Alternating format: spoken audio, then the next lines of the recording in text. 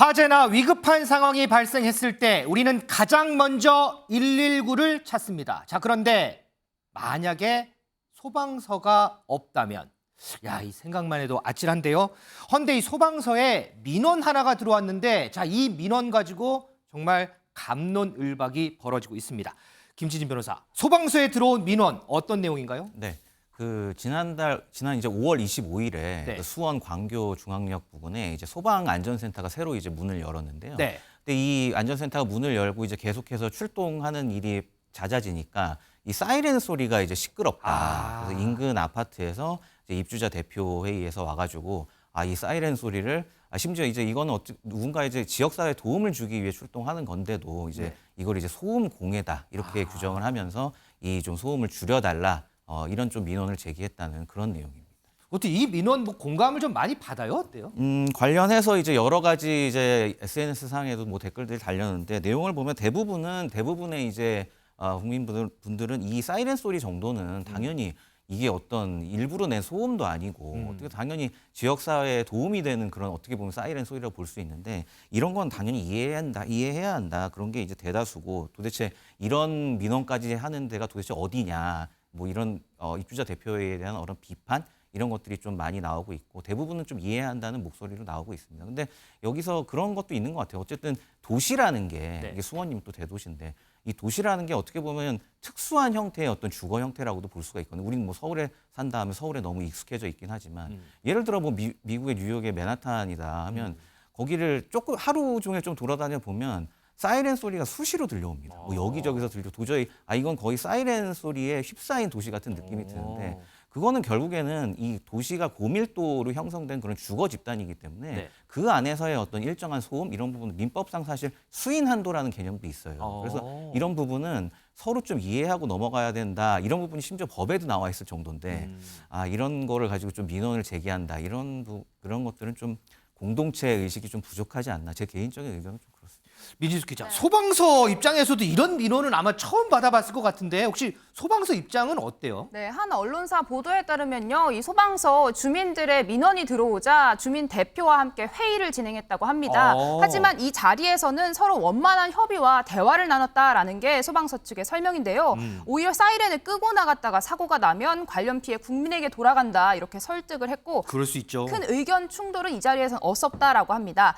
마침 국회에 소방관 출신의 의원이 한 명 있는데요. 바로 민주당 오영환 의원이죠. 맞아요. 저희가 오 의원에게 직접 이 문제에 대해 어떻게 생각하는지 의견을 들어봤습니다. 소방서의 사이렌은 아주 긴급한 경우에만 울리도록 규정이 되어 있습니다. 실제로도 현장에서 가장 최소한으로 울리기 위해서 소방관들이 노력하고 있고요. 아직도 그런 부족한 인식을 가진 소수의 사람들이 있다는 것이 참 안타깝긴 하지만 그래도 다수의 시민들은 오히려 안전이라는 압도적인 공익을 더욱 존중하고 우선시한다는 걸 저희 소방관들도 잘 알고 있습니다.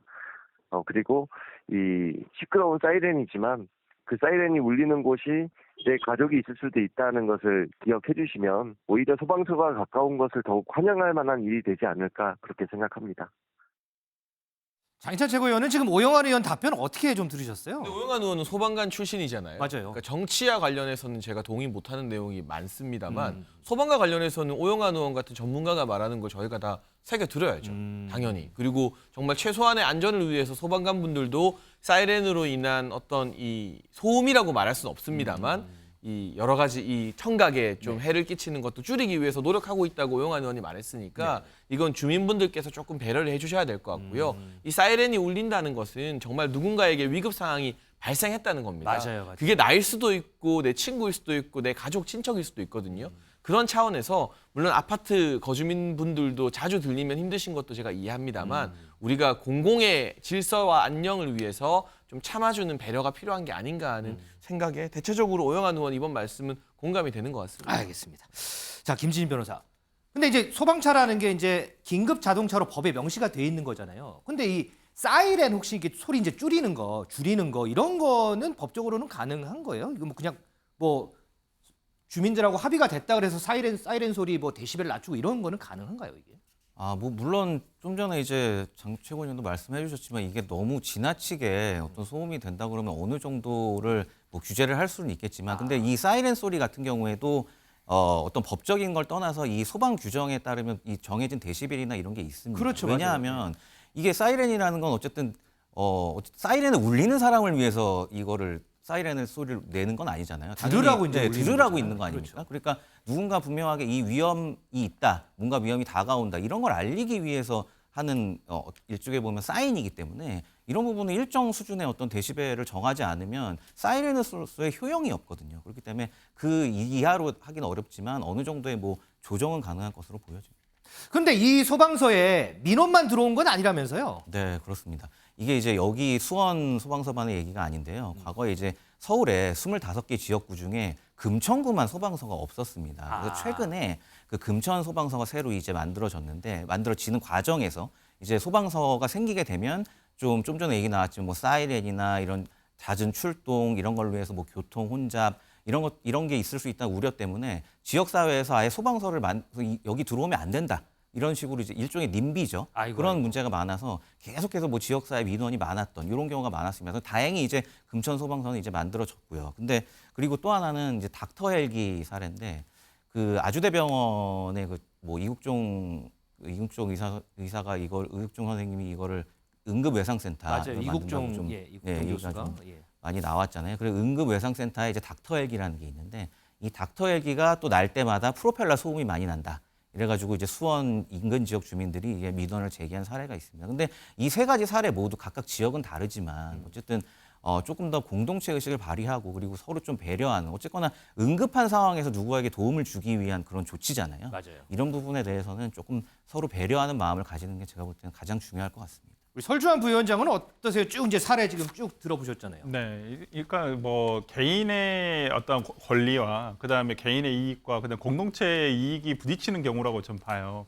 그럴 때는 이제 어떤 사안에 따라서는 단체주의가 다 옳다고 할 수는 없습니다만은 이와 같은 경우는 어떤 긴급성이란 특수한 상황이 있지 않겠습니까? 이런 경우에는 공동체의 이익이 조금 더 앞선다라고 볼 수 있을 것 같습니다. 자, 조금 전에요. 그 화면 한번 보여주실래요? 무슨 라면 같은 게 있는 화면이 저희가 비춰졌는데 그 라면이 지금 화면에 나오는 저겁니다. 저게 이제 조금 전에 아까 민원이 들어갔던 그 소방서에 누군가가 라면을 기증했다고 합니다.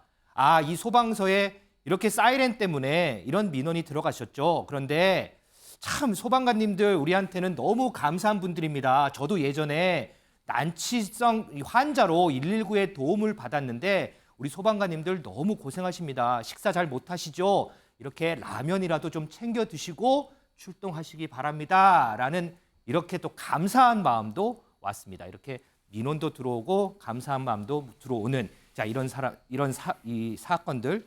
자 지금 우리가 공존이라는 얘기를 많이 했는데 우리가 좀 공존할 수 있는 방안들을 좀 더 많이 모색을 했으면 좋겠다. 뭐 이런 생각도 해봅니다.